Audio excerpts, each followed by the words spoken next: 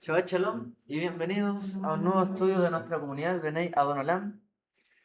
En esta semana estudiamos la porción doble Jocat Balak, la porción que dio inspiración, ¿no?, al burro que habla. Sí. ¿Cierto? El burro curioso que habla. Bueno, de hecho hasta para allá habla de varios animales, ¿no? También trae la serpiente a colación, como una... es bien curiosa, ¿cierto?, esta porción y los elementos que usa. Muchas gracias. Entonces, tenemos, en realidad hay un mix de cosas muy interesantes. Está la vaca también roja, la parada más, la serpiente, el burro. Bueno, ahí le dimos, ¿cierto?, el Bit Hadashah también, donde está Yeshua entrando también en un burro.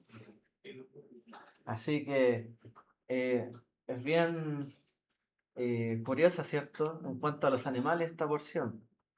Pero para que veamos que también como dice el Talmud, cada cosa tiene su lugar y cada persona tiene su momento.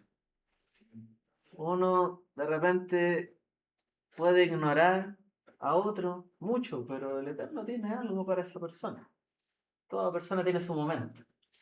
A lo mejor hay gente que pasa desapercibida, pero de repente aparece y brilla. Y cada cosa tiene su lugar también. Le fue designado un propósito. Así el Eterno usará su creación, las cosas que hizo, los animales, para darle, ¿cierto?, un objetivo, un propósito y una acción. Esta para allá comienza, o esta doble para allá comienza hablando de las leyes de la vaca roja. Y estamos también comenzando con la partida, ¿cierto?, de los hermanos de Moshe. Miriam, ¿cierto?, fallece en el año del año 40. Desde que, bueno, habían salido de acá, el pozo se secó, dice el Talmud, por lo tanto, en el mérito, ¿cierto?, de Miriam es que los hijos de Israel tenían agua. La nación se reunió contra Moshe y Aarón porque se quejaron de la sed. No tenían que beber. Entonces, luego, el Eterno le dice a Moshe que le habla a la roca, pero como se quejan los hijos de Israel, Moshe se enfada personalmente, ¿cierto?, por la situación, se lo toma personal, golpea la roca y el Eterno le prohíbe tanto a él como a su hermano Aarón que ingresen, ¿cierto?, a la tierra de Israel. Más adelante, como alcanzamos a leer, Edom se niega a darle paso a, ¿cierto?, los israelitas por el desierto y por su territorio. Habían varias crisis ocurriendo, ¿cierto? Generalmente no viene una crisis sola, vienen varias. Ya lo sabemos, ¿cierto? Yo creo. Bueno, Aarón muere, Eleazar también sucede a su padre Aarón como Cohen Gadol. Luego, ¿cierto?, se encuentran con los cananeos, ya empiezan las batallas también, eh, acercándose del Mar Muerto, y los vencen, ¿cierto?, a estos cananitas.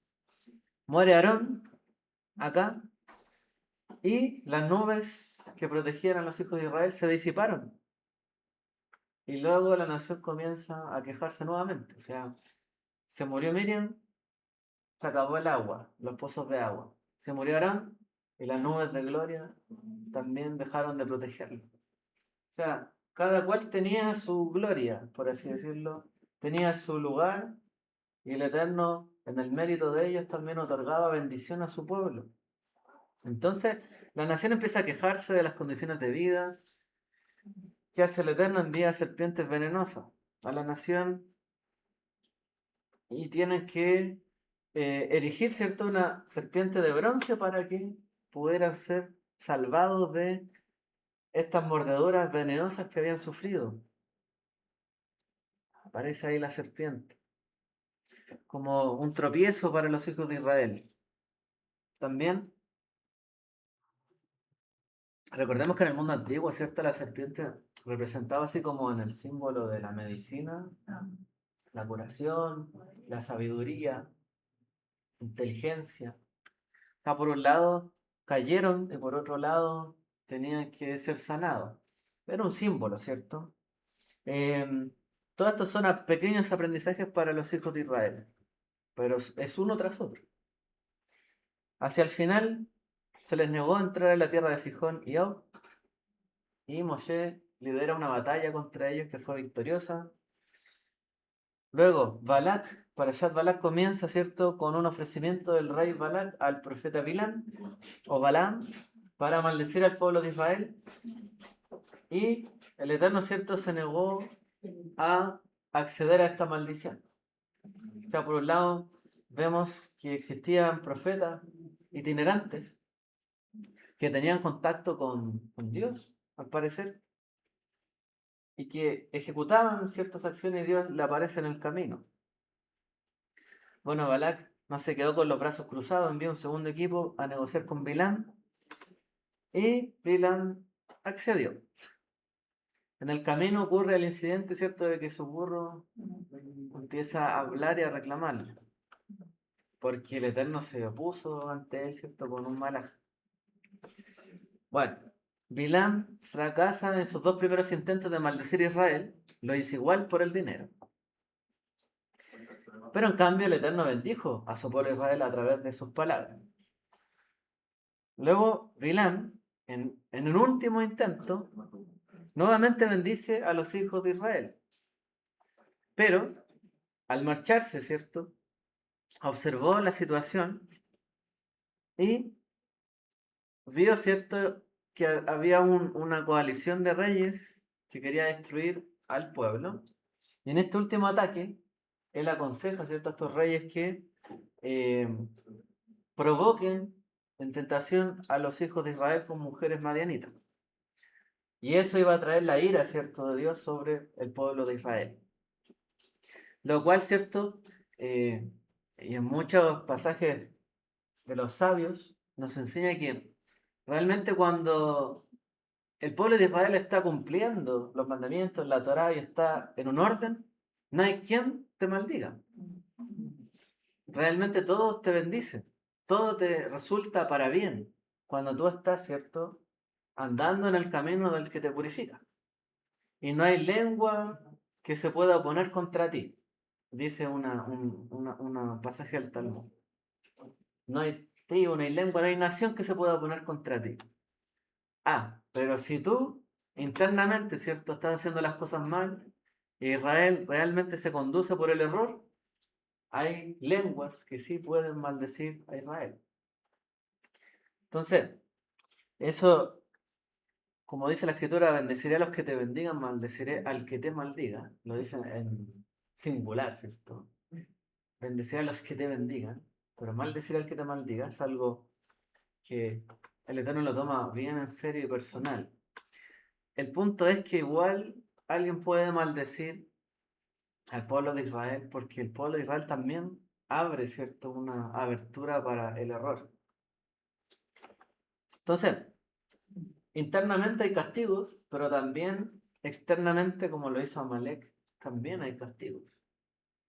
Cuando el pueblo de Israel realmente está fuera de su, ¿cómo decir?, de sus cabales. Entrando en el tema, tenemos, ¿cierto?, algunas paradojas dentro de esta parashá. Hay una paradoja que aparece, ¿cierto?, respecto de la vaca roja, la pará aduma, y la purificación. O sea, por un lado, ¿cierto?, se habla de que una persona que está en contacto con la muerte es purificada con, podemos decir, la muerte de una vaca roja. Entonces, las cenizas de esta vaca mezcladas con agua podían purificar a alguien que había tenido contacto con la muerte. Pero, paradójicamente, también impurificaban a quien manipulaba, ¿cierto?, digamos, esta fórmula, al purificador que purificaba a quien estaba impuro. Entonces, esto es una paradoja.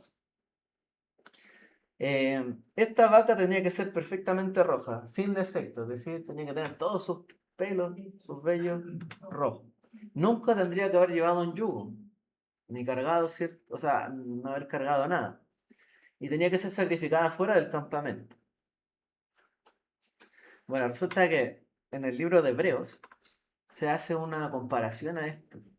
Y dice, porque si la sangre de los toros y los machos cabríos y las cenizas de la becerra rociadas a los inmundos santifican para la purificación de la carne, cuánto más la sangre del Mesías, el cual mediante el Espíritu Eterno se ofreció a sí mismo sin mancha a Dios, limpiará vuestras conciencias de obras muertas para que sirváis al Dios vivo. Entonces, esta es una...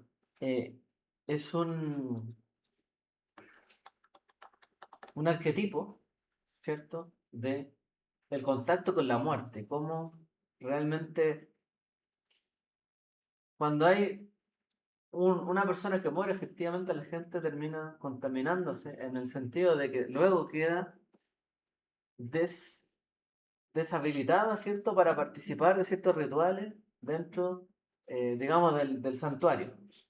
O sea, estar contaminado significa no ser una persona sucia, inmunda, asqueroso. No, no es algo como eso, sino que queda fuera, ¿cierto?, del estado de pureza ritual, purificación para tocar ciertos elementos consagrados.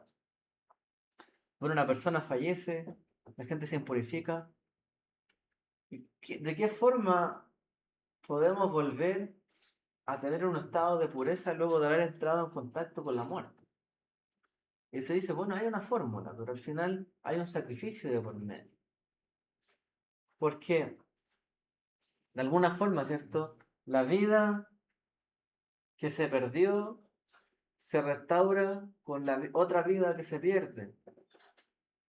Y el cuerpo que se mezcla con la tierra también se purifica con un cuerpo que se mezcla con la tierra y agua, porque era esta fórmula.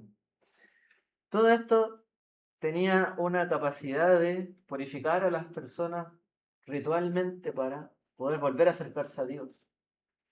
Pero el libro de Hebreos dice, bueno, ¿cuánto más tenemos que considerar así la sangre del Mesías? Porque si la sangre de toros y machos cabríos y la becerra pueden purificar la carne, porque eso es la carne, para después tocar y acceder al lugar físico, ¿cierto?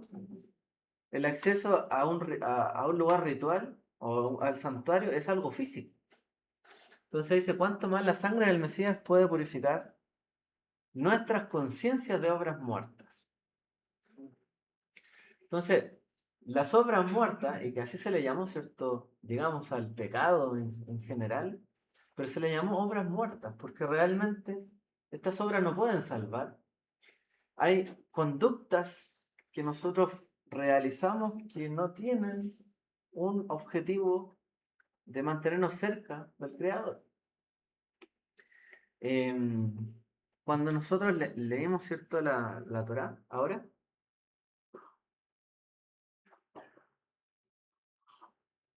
se hablaba en términos de santificación, pero dice que el Eterno cuando le dijo a Moisés que le hablara a la roca, y Moisés golpeó la roca, dice, finalmente yo no los voy a dejar entrar para que mi nombre o yo sea santificado en medio de los hijos de Israel. O sea, la santificación de su nombre es lo que habilita, en el fondo, y este es el punto, habilita a las personas para acceder a algún lugar, ¿cierto? Entonces estar en un estado de santificación o de pureza también nos ayuda o nos habilita a entrar a un lugar.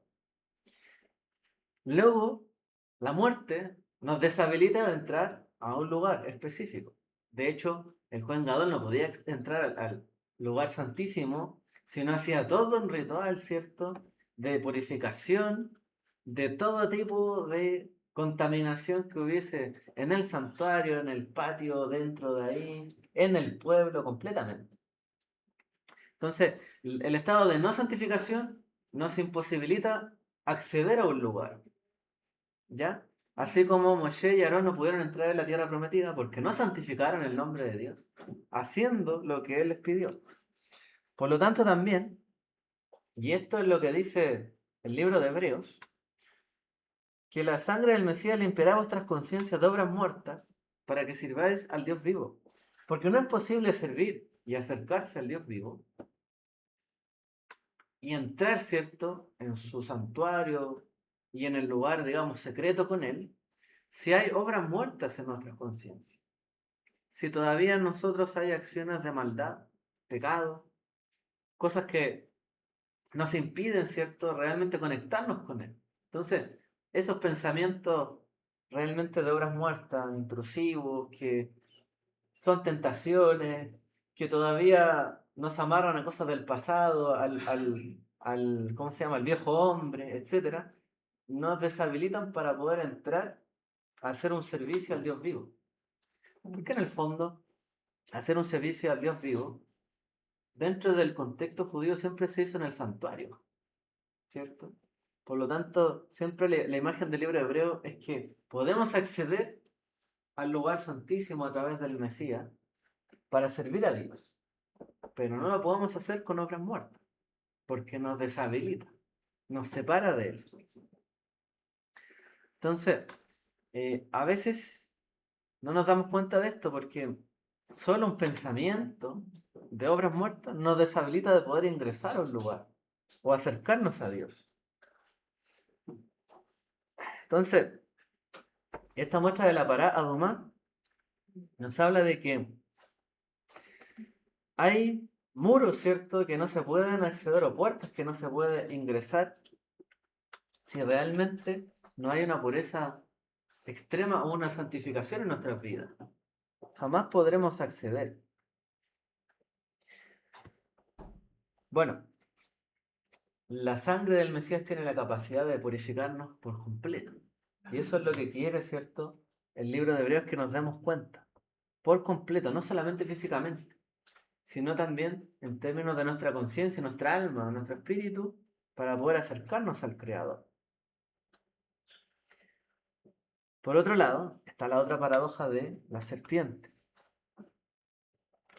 El pueblo se queja y el Eterno envía plagas de serpientes que infectan, ¿cierto?, y envenenan al campamento.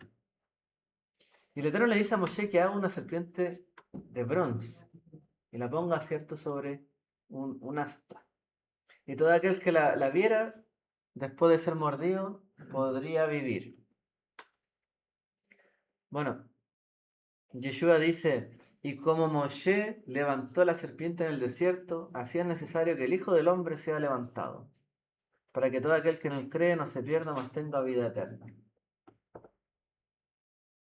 O sea, en otras palabras, porque la serpiente, por un lado, ¿cierto?, los muerde y por otro lado los salva, ¿cierto? En el fondo, para que la gente se dé cuenta de que por el mismo error que ustedes cayeron, va a ser expuesto ante todos para que lo miren y se arrepientan. En palabras muy simples. Tenemos que ser capaces de ver, ¿cierto?, lo que nos hizo caer y tropezar, si queremos realmente ser restaurados. Y el Hijo del Hombre es necesario que sea levantado, para que todos veamos que un Hijo de Hombre puede ser levantado, ¿cierto? Para que creyendo en que puede ser levantado, y el Eterno puede perdonar y nos puede restaurar, y puede limpiar, ¿cierto?, la contaminación que hay en nuestra vida o el pecado, podamos tener vida eterna. Pero eso no se accede sin el arrepentimiento. Y el arrepentimiento no es pensar simplemente, Dios me perdonó. Porque el Hijo del Hombre fue levantado para exponer, en el fondo, el pecado, ¿cierto? Y la humillación o la vergüenza, ¿cierto?, que hay en este mundo. En otras palabras, ¿a qué me refiero? No basta solamente con confesar una declaración de fe y ya. Uno realmente se tiene que arrepentir de sus errores. Porque hay personas que a lo mejor para ellos es como una cobertura. Se cubre nomás el error, pero no es así. Uno realmente tiene que arrepentirse de lo que ha hecho si cree poder ser salvado y tener vida eterna. Entonces, así como fallé y me equivoqué, tengo que mirar aquel error y arrepentirme de corazón por la situación en la que estoy. Si no miro mi propio pecado, mi propio error, jamás me voy a poder restaurar o salvar o arrepentir. Entonces, esto no es, a ver, cuando muchas veces cometemos algún error, o la gente comete errores, quiere suavizar el error, ¿cierto? No, si a ver, es que esto es muy común de las personas. Uno comete un error. En vez de enfrentarlo directamente, sí, hice esto y esto fue mal. ¿Qué hace uno? Intenta suavizar el error, lo suaviza con palabras, lo atenúa, ¿cierto? Le baja la gravedad que tiene para que en el fondo no se vea tan mal y uno no termine de mala forma, etcétera. Bueno, exponer, ¿cierto? Ese error frente a todo, ¿cierto? En lo alto es lo contrario. Es realmente confesar que hemos cometido errores y hemos pecado. El Bidja de allá lo dice y es algo que de repente yo siento que lo entienden mucho como que si fuera algo católico. Dice, confesados los pecados unos a otros. Y lo dice la escritura. ¿Qué significa eso? Es que necesita un consejo. No, es, ¿sabes qué? Hice esto. Sé que está mal. Necesito cambiar esto, pero no puedo. O me falta algo, necesito que alguien me corrija. Eh, o si vemos que alguien está en un error, reprender a la persona. Pero no puede quedar tapado, ¿cierto? El error. La serpiente no se ocultó bajo la tierra, sino que se expuso delante, ¿cierto?, de toda la congregación. Entonces, el error debe ser totalmente expuesto. Sí, es que es la única forma de restaurarlo. Yo lo vivo, por ejemplo, a mí me pasa en el trabajo, como yo manejo todos los temas de dinero del grupo de empresas donde trabajo, cualquier pequeño error que ocurre amerita una investigación. Y una investigación y hay una contraloría interna que analiza el caso, esta auditoría empieza a investigar dónde ocurrió el problema, porque la idea es que no vuelva a ocurrir algo así. Pero si la persona oculta el error, lo suaviza, nunca se va a corregir un problema. Y a lo mejor la próxima vez que ocurre el problema, no va a tener una solución tan simple. Entonces, yo lo veo ahí, en algún momento dije, no, aquí simplemente hay que exponer todo. Si alguien pregunta algo, toda la información posible. Aunque me haya faltado a mí hacer algo y por ello ocurrió esto, mando todo. No oculto nada. Porque es la única forma de ser totalmente transparente y dar confianza también. Porque la gente podrá saber o entender que alguien comete un error, uno es un humano, no somos máquinas. Pero estar ocultando cosas cuando hay un manejo sensible, por ejemplo en mi caso del dinero, me podría provocar, ¿cierto? Que yo no siga trabajando ahí, por ejemplo. O que alguien que cometa alguna falta no siga trabajando ahí. Entonces esto, claro, yo sé que en los trabajos ocurre esto, pero en la vida personal también ocurre.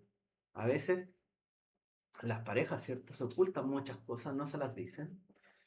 Y cuando esto quizás comienza de esa forma y sigue en el tiempo de esa forma, puede ser un gran error.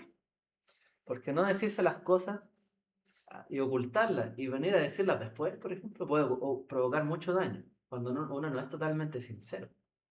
Y esto pasa, ¿no? En un momento con muchas parejas que se ocultan cosas hasta que después se muestran el lado B. Es solo el lado A y después el lado B. Entonces, no es bueno, porque cuesta mucho después recapacitar. Ahora, si una persona comete un error y la otra persona no es capaz de perdonar y a lo mejor mantener eso en el tiempo, bueno, sí, es como mejor no continuar con estas cosas o con una relación así, por ejemplo. Bueno, el pueblo de Israel tenía que entender que ante el Eterno no podía ocultar nada, simplemente. Nada podía ocultar. Por mucho que quisieran levantar un becerro de oro, un ídolo, o hacerle como tratar bien a Moshe, a Aarón, a Miriam para que les fuera bien a ellos, cada uno de nosotros está expuesto delante de Dios. Y el hijo de Israel a lo mejor creía en este momento que no. ¿Tú crees que no está expuesto? Bueno, viene un reptil que se oculta más que nosotros, que sí sabe ocultarse, y desde los recónditos lugares, ¿cierto?, de donde uno menos piensa, aparece. Te muerde y te envenena. Como un acto... eh, por eso hay gente que tiene temor a este tipo de cosas, que venga algo oculto de yo no sé de dónde y me haga daño. Bueno, cuando el pensamiento, ¿cierto?, del hijo de Israel es este, que realmente nada me puede hacer daño y en lo oculto tengo mi pecado, no importa, ahí se va a quedar siempre. Bueno, fueron expuestos. Y la única forma de poder quitarse esa falta era exponiéndose, ¿cierto?, ante esta serpiente. Que en el fondo era el pecado de ellos oculto, expuesto ante todos. Entonces, nada se puede ocultar de la visión del Creador. Y esto es lo que nosotros tenemos que, como dice Pablo también, hay que ser cartas abiertas, hay que ser honestos, hablar siempre con sinceridad. eh, Hay que celebrar nuestras pesas con panes de sinceridad, dice la Escritura, panes sin levadura, manzana. ¿Por qué? Porque así conviene a los hijos de Israel, no estar con levadura en nuestros corazones, con envidias, con celos, resentimientos, odios, etc. Sino realmente ser sinceros, honestos, como somos, cada uno de nosotros. Entonces, eh, era algo complejo de entender, pero el pecado queda expuesto.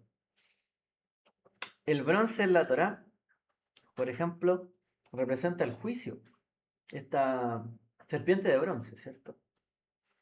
El altar del holocausto era hecho de bronce y ahí se ofrecían sacrificios que simbolizaban el juicio o cómo Dios juzgaba al pueblo todo el tiempo. Estaba colgada en un asta que representa dentro de la Torá, cuando algo es colgado, ¿cierto? Maldición, juicio y maldición. Y que ya fue ejecutado. O sea, la serpiente alzada significa juicio y maldición que ya recayeron en el pueblo. Luego al mirar, ¿cierto? Al madero uno tiene que entender que hay alguien que tomó o que puede tomar esta falta, este juicio que ya está consumado, y al exhibirlo públicamente y al yo arrepentirme puede haber una opción de perdón. Pero yo tengo que entender que el juicio ya fue consumado. Y esto es también lo otro, que cuando uno piensa que hace las cosas en oculto, solo, o en lo más recóndito que nadie lo ve, en realidad todas esas cosas ya fueron expuestas y juzgadas delante de Dios. Y ya fue ejecutada la maldición, porque eso es lo que representa este caso. Entonces, aunque el pueblo murmuraba y lo hacía en sus tiendas, mira, aunque lo hacen en lo oculto y en sus tiendas, el juicio ya recayó y la maldición ya recayeron sobre el pueblo. Dense cuenta. Y se alza un símbolo para darse cuenta. También esto representa de que una vez que ya se expuso, ya hay una purificación. Porque al exponer el error también hay expiación.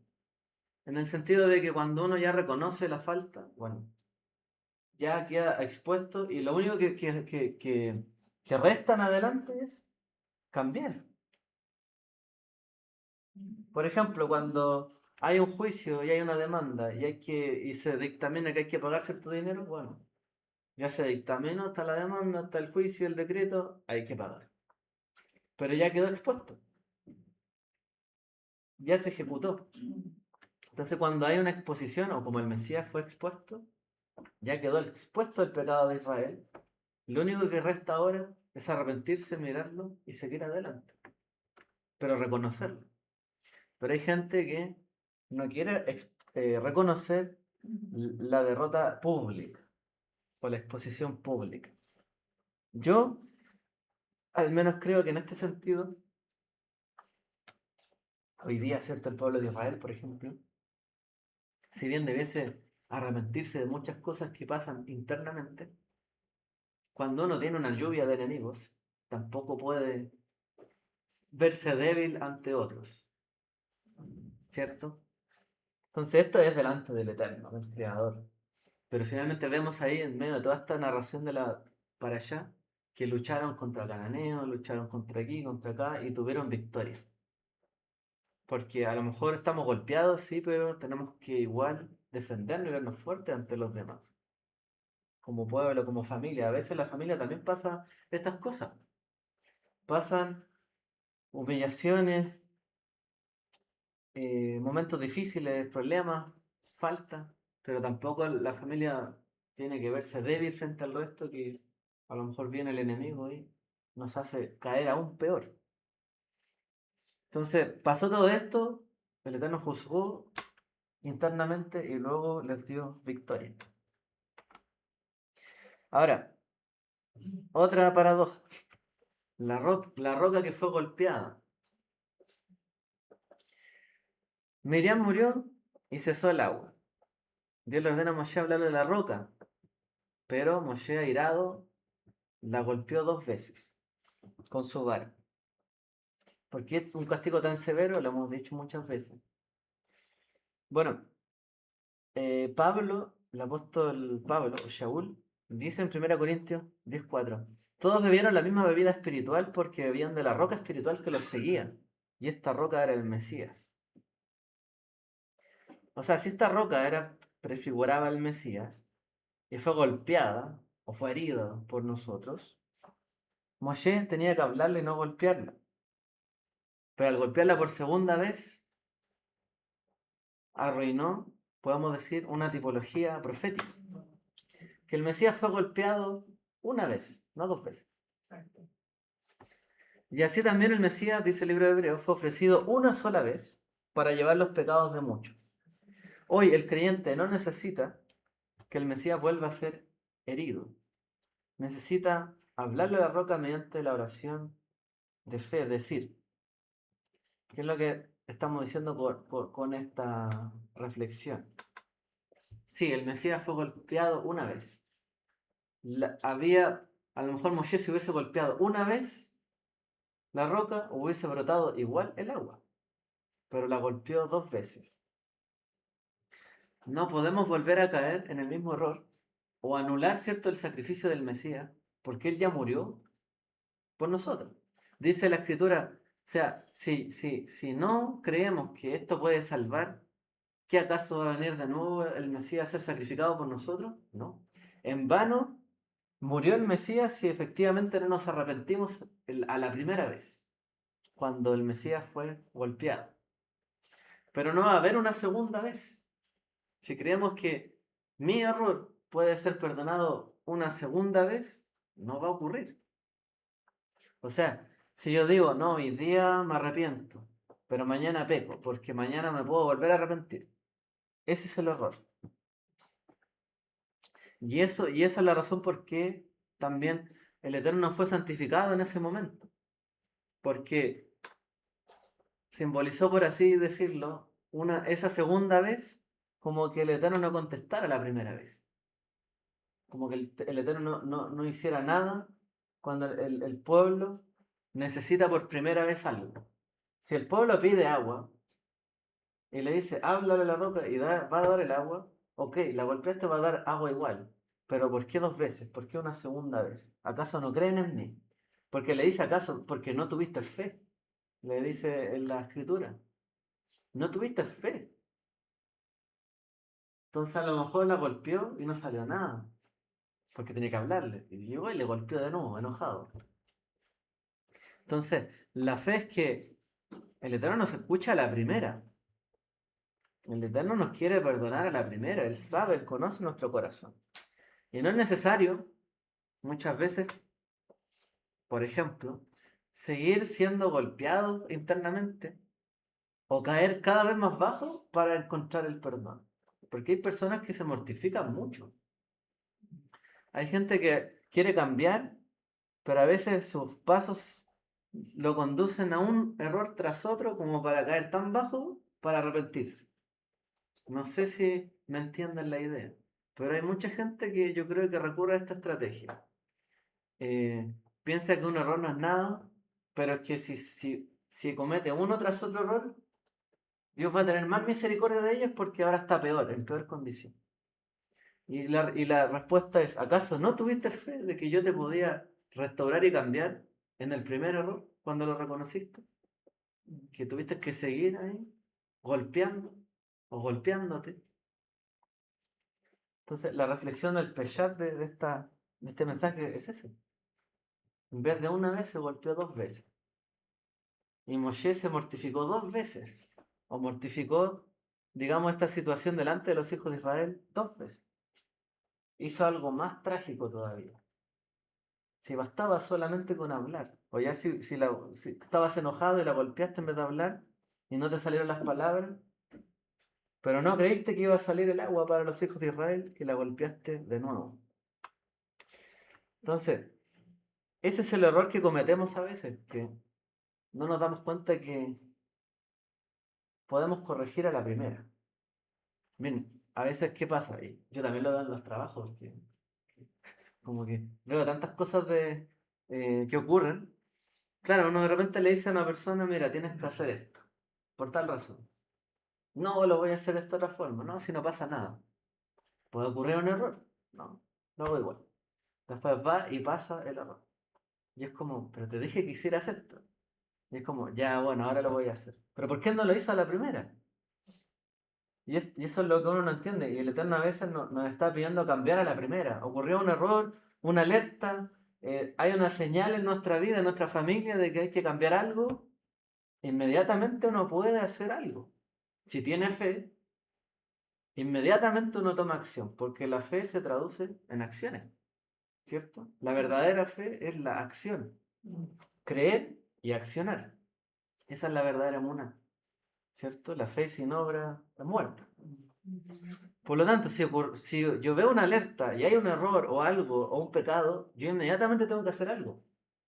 Porque si no hago algo, significa que no tengo fe en que eso puede cambiar y mejorar. ¿Y qué? Entonces elijo el camino de multiplicar el error. O esperar a que ocurra el error. Bueno, el pueblo tentó a Dios en esto, en el desierto. Murmurando en sus tiendas, quejándose por esto otro, creyendo que nada iba a ocurrir. Y cada vez multiplicaban y agrandaban el error. Finalmente llegaron hasta molestar tanto a Moshe, que Moshe también se enojó y aumentó su error. Porque su gran falta, en el fondo, fue haberse enojado en ese momento. Si uno lee en muchas ocasiones cuando el pueblo tentó a Moshe y lo provocó, Moshe se mantuvo impasible. Leímos, ¿cierto?, la rebelión de Cora. Moshe pudo haberse molestado. ¿Qué dijo? Traigamos ofrenda. Veamos cuál va a ser la ofrenda que se va a aceptar. Se amotinaron contra él, podría haberse enfurecido. No lo hizo. Y en muchas ocasiones no se enojó, pero en esta ocasión sí. Entonces, ojo, porque la gente cree que una simple queja no importa. Bueno, súmele su queja a otra queja. Y súmele esa queja a otra queja. Y se va a dar cuenta que el error es creer que eso no afecta. Porque cuando se aumenta el error y el mal pensamiento, la consecuencia igual llega. Y puede llegar de la peor forma. Moshe le llegó de la peor forma, no poder ingresar a la tierra. Es terrible, ¿no? Que igual pareciera que en muchas ocasiones, tanto para nosotros mismos como para un grupo de personas, Ajá, pudiera estar tan entenebrecido la conciencia ya. que no hay conciencia del error Mm. y por ende menos de arrepentimiento, como dijiste en el inicio, existen más justificaciones. Es el problema de las obras muertas en la mente. Claro, porque hasta podría ser, por ejemplo, una obra muerta, este flujo de pensamiento que te hace no estar conectado. Mm. Y como y la mente pasa miles de pensamientos que es difícil estar consciente. Mm. Entonces ahí, Claro, es como ¿Tú controlas tus pensamientos o tus pensamientos te controlan? O sea, es a medida de un ejercicio Mm, y un entrenamiento que no es fácil. claro. No es fácil. No, claramente no es fácil, por eso hay tanta gente estresada, con depresión, con ansiedad, pero no logran controlar esos pensamientos. Tantas cosas, deberían no estar conectadas. Porque efectivamente, o sea, tú puedes estar con una perfecta salud, pero tienes tanta preocupación en tu mente que te enfermas. Y a lo mejor tu cuerpo está, te alimentas bien, te ejercitas y aún así te enfermas por la mente. Claro. Pero lo peor es no darse cuenta. ¿Hacia dónde nos llevan esos pensamientos? Por eso aquí hay un error de multiplicidad, en el sentido de que uno piensa que un error no pasa nada. Entonces hago dos. Porque ya un error era no hablarle a la roca, sino golpearla. Y para más remate, otro error. Moshe, o sea, te hubiese aguantado una, pero no dos. Y el pueblo, una, otra, y creen que no va a pasar nada. Y en nuestra mente nos pasa eso. Pensamos mal de algo o estamos equivocados en algún pensamiento y creemos que no pasa nada. Viene el siguiente. Claro, Viene el siguiente. Viene el siguiente. Viene el siguiente. Hasta que ya no podemos salir de ese ciclo. Me deprimí. Otro pensamiento depresivo. Otro. Y después ya no puedo salir de ahí. Entonces, hay un error en pensar que no afecta la multiplicidad o el aumentarlo. Afecta absolutamente. Una vez puede ser, pero si mantenemos en eso, eh, yo me acuerdo que a mí me pasó que yo tuve una crisis de ansiedad también, yo creo. Una vez que tenía tanto trabajo, pero hace un par de años que ya no quería ir. Me iba llorando al trabajo, me iba muy mal. Pero me afecté tanto y yo dije, estas son mis condiciones. Si no, me voy. Y fue así, yo les dije, no me voy tal día, no sigo trabajando acá. Como cambian esto hasta acá o me voy. Y me hicieron, me acuerdo que un ofrecimiento, le dije, no acepto, no quiero esto, si no me voy, tal día. Entonces, ocurrió eso y yo sentí como una liberación, porque realmente, bueno, yo tuve cierta esa bendición que se cumplieron ciertas condiciones, pero a lo mejor no siempre ocurre. Pero yo después me liberé, porque yo no volví a sentir esa ansiedad de decir no quiero seguir acá. Pero si yo hubiese recaído de nuevo, y hubiese dicho, porque igual fue más difícil después de eso el tiempo, hubiese dicho no, vuelvo a lo mismo aquí y allá, mejor me voy. A lo mejor pierdo un montón de oportunidades, me vengo abajo yo, hubiese estado sin trabajo, tratando de buscar algo, en vez de haber seguido donde seguí. Entonces, me pasó una vez, pero si lo hubiese seguido repitiendo, no, eso queda ahí. Igual que últimamente, igual me ha pasado que con tanta cosa, cambio, de repente uno se bajonea, pero puede ser un momento. Después tiene que cambiar eso, porque si uno sigue ahí, olvídese, esto no para. Uno le abre la puerta a una cosita, viene otra, y después ya no sale de ahí. Eso es lo que uno tiene que entender. Hay pecados esclavizantes. Sí, Y salir de un pecado esclavizante para muchos no es fácil. pecados y pensamientos, ¿cierto? Esclavizante. Es verdad. Yo creo que es que ese es el error, es como decía Salomón. La Torá decía, no vas a tomar, como hablábamos la semana pasada con Santiago, no vas a tomar muchas mujeres, ni muchos caballos, ni vas a hacer esto y esto otro. ¿Qué hizo? Bueno, voy a tomar un poco más, si en total soy sabio, no pasa nada. Sí, adquiriré muchos caballos, si en total no pasa nada. A lo mejor mi padre tuvo más caballos que yo. La escritura decía ahí, el rey los va a oprimir, les va a pedir muchos tributos. ¿Y qué hacían? No, si todos piden tributo, yo también pido paz. Al final se cumple todo lo que dice la escritura y uno cae en la tentación por abrir una pequeña brecha. Por eso, finalmente uno tiene que ser muy radical en su pensamiento para uno mismo. Para otro uno puede ser un poco más blando, ¿ok? Porque con la vara que uno mida será medido. Muchas veces es mejor tener una vara mucho más alta para uno en la pureza, en la santidad, en otras cosas, que para los demás, ¿cierto? Porque si uno es al revés, como dijo Yeshua, bueno, primero mira la vara en tu propio ojo. O sea, tienes un problema tú y estás juzgando a los demás. Pero cuando uno es más blando con los demás y más estricto para uno genera una buena impresión.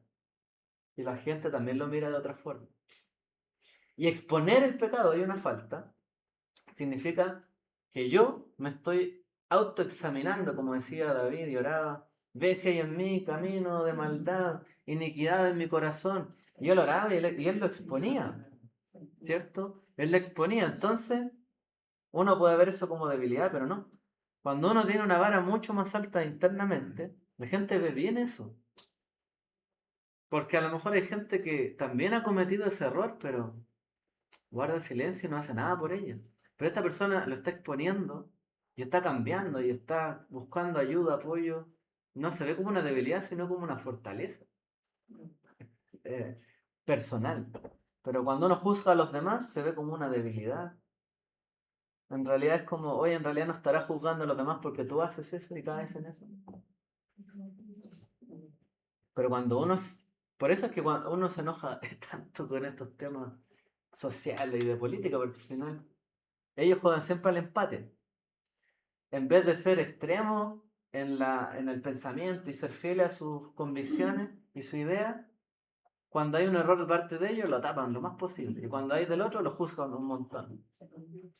Y después cuando ocurre el error acá, y estuvieron muchos denunciando allá, se quedan todos callados y hay un pacto ahí de silencio. Eso es lo peor que podemos hacer. Y eso solemos hacer. Por eso de repente uno juzga mucho a los demás, pero ahí cómo está la gente. Porque la gente vota también por esto porque estamos acostumbrados a esto.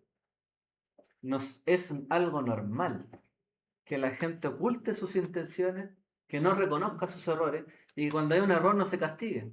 Yo creo que personalmente en Chile y quizás en Latinoamérica pasa mucho esto.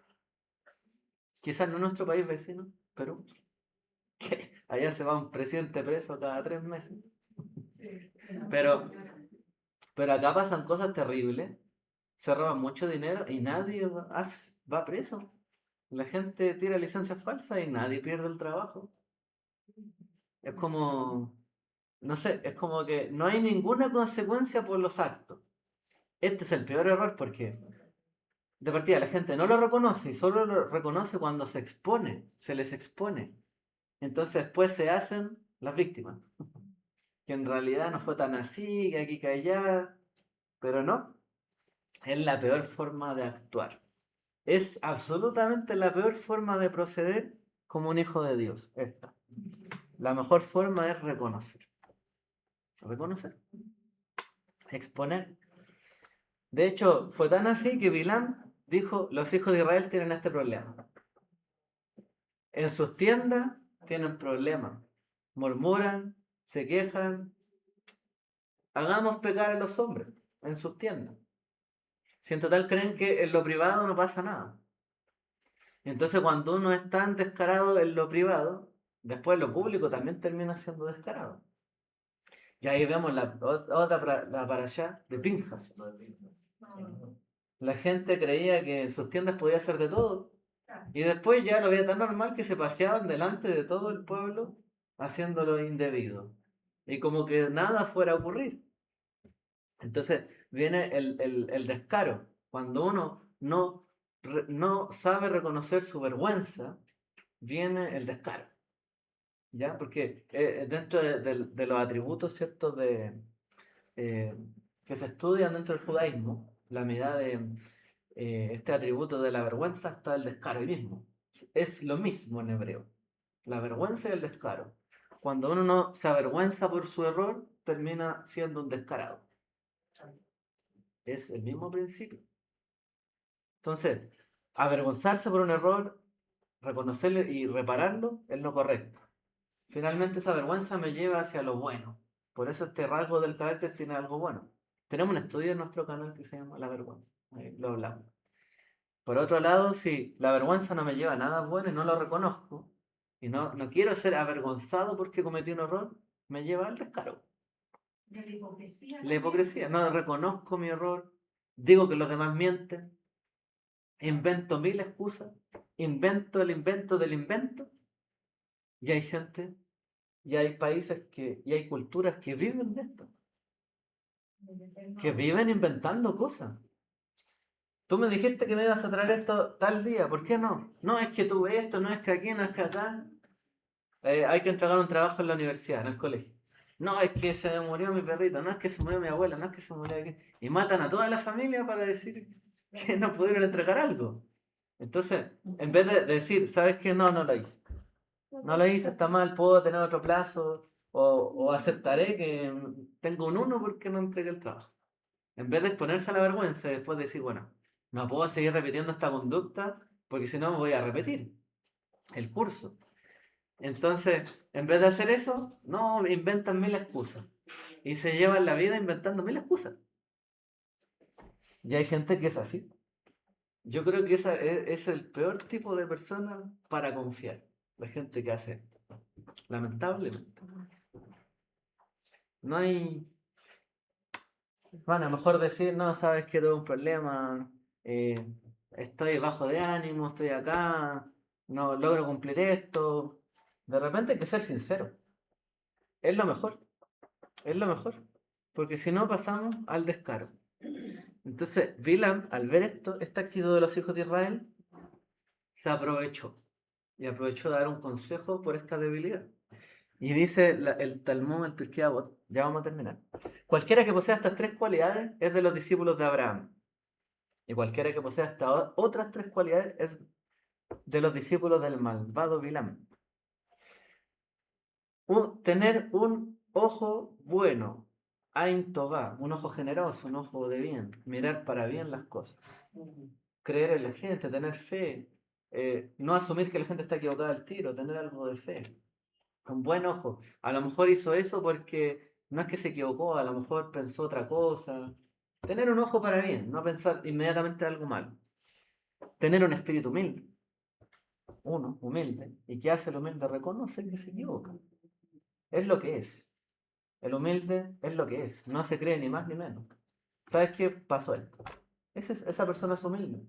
Una persona humilde no oculta lo que piensa o lo que quiere decir por ser humilde. Es una persona introvertida, cohibida, pero un humilde reconoce lo que es. Ni más ni menos. Y un alma modesta, que sabe cuál es su tamaño y su lugar en cada momento. Caracterizan a los discípulos de Abraham. Un mal ojo, un Ain Hará, un espíritu arrogante y un alma codiciosa caracterizan a los discípulos de Bilam. El que tiene un mal ojo siempre por sus pensamientos malvados está tratando de ver algo malo en los demás. Esa persona ya tiene pensamientos de obras muertas y cree que los demás también las tienen. Siempre está buscando el mal en el otro. En vez de indagar en su propio corazón lo que está mal, siempre busca lo que está mal en los demás. Un espíritu arrogante, lo mismo, está de la mano. En vez de reconocer lo que es, si es que le afecta, no lo reconoce. Y si le afecta al otro, lo reconoce y lo exagera. Hay gente que hace esto, se pone a hablar de otros y hablan de un error que cometió otra persona. Y lo exageran y lo engrandecen y se divierten hablando de eso. Ah, pero si alguien de ellos comete el mismo error, preferiría que no dijeran nada de ellos o de él. No, espíritu arrogante y un alma codiciosa. O sea, trata de sacar algún provecho de esto o de esta situación. Hace una estratagema para conseguir una codicia. Y hay gente que se vende o vende quién es o se vende como otra persona porque quiere algo. Esto pasa mucho, ¿cierto? Cuando estaba pensando en temas de relaciones, de pareja. Cuando alguien quiere estar con otra persona y codicia y quiere estar y se vende como algo que no es. Y finalmente no es honesto, no es sincero, pero para lograr algo hace toda una pantalla. Esto pasa mucho y hay mucha vanidad en el mundo. Yo diría tanto para hombres como para mujeres. Porque la vanidad va para los dos lados. por los deseos del hombre y por los deseos de la mujer, y lo que busca. ¿Mm? Entonces, todo eso caracteriza a los discípulos del malvado Bilam. Entonces, en vez de reconocer quién es, se tapan para parecer otra persona. Esto es cuando uno no realmente, en lo privado, en lo personal, en lo oculto, no sabe cuál es su lugar, ni reconocer sus errores, ni a la primera corrige y sigue manteniendo esto. El problema se daba en las tiendas de los hijos de Israel. Pedro habla, 2 Pedro 2:15, habla del camino de Bilam. Muchos, ya en el principio de los seguidores de Yeshua, cayeron en el camino de Bilam. Usaron los dones espirituales para tener beneficio propio. Pedirles dinero a los pobres, cobraban, ¿cierto? Por milagros. Dieron algo comercial. Yeshua dijo, si tu ojo es bueno, Ain Tová, todo tu cuerpo estará lleno de luz. Pero si tu ojo es maligno, un Ain Harra, un ojo malo, tu cuerpo estará en tinieblas. O sea, si tú eres capaz de ver lo bueno en un error que cometiste y quieres ser mejor persona y lo ves como algo que te puede ayudar, tu cuerpo estará en luz. Pero si tú ves con un ojo malo todas las cosas para ti y para los demás, todo tu cuerpo estará en tinieblas, expuesto a las tinieblas. Entonces, ahí está la clave para mantenernos ya sea en la luz o ya sea en las tinieblas, en la oscuridad. Entonces, en resumen, y esto sí es el resumen para quedarnos con la idea. Hay que desconectarse de las obras muertas. Hay que purificarse de obras muertas. ¿Qué hay que hacer en nuestra vida? Hay que hacer un filtro en quienes nos rodean, en nuestro entorno. Ver los lugares que frecuentamos y ver lo consumido que podamos estar en ellos. Tenemos que empezar a hacer filtros, ver con quién estamos hablando, dónde estamos recurriendo, dónde vamos y qué estamos viendo, escuchando. Si una conversación en el trabajo se convierte en un nido de chismes, o si estamos viendo algo que glorifica la inmoralidad y la violencia, es como estar tocando un cuerpo muerto y estarse contaminando. Hay que retirarnos inmediatamente de esas conversaciones, alejarnos de lo que estamos viendo y proteger nuestra pureza mental. En segundo lugar, hay que tener un control de la ira ante la corrección. Hay que gobernar nuestras reacciones, por ejemplo, cuando hay que corregir a nuestros hijos, cuando hay que corregir a un empleado subordinado o a mi familia. Hay que evitar gritar, insultar, golpear la mesa o golpear a alguien por frustración. La Torá nos exige que hay que hablar con firmeza y reprender con firmeza, pero eso es por fuera. Por dentro tiene que haber una calma y saber lo que estamos haciendo. El enojo nunca va a ser una buena herramienta para aplicar la justicia divina. Parece más venganza cuando hay enojo, ¿cierto? Y uno quiere aplicar justicia. Tenemos que ser personas que valoren el servicio. ¿En qué sentido? Miriam y Aarón, por el mérito de ellos, estaba el agua y las nubes. Pero parece que el pueblo no sabía. No hay que esperar a que las personas falten para valorar el servicio de las personas o de otros. Hay que valorar a la gente. Cada persona tiene su momento y cada cosa tiene su lugar. Hay que tener gratitud ante las personas. De repente, ese luchador silencioso de nuestra madre, nuestro padre, o nuestros hermanos, nuestra familia, una amistad que sigue orando por nosotros. Valoremos esas personas. Hay que tener respeto por la propiedad y los recursos ajenos. ¿Por qué a Israel no le fue permitido entrar en esas tierras? Porque tenían miedo de que les robaran sus propiedades. Por lo tanto, tenemos que dar nosotros transparencia para que la gente no piense que les vamos a quitar lo suyo. Eso es algo importante.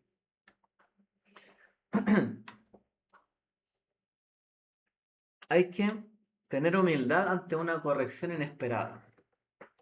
Bilam tuvo una corrección, un momento de cambiar.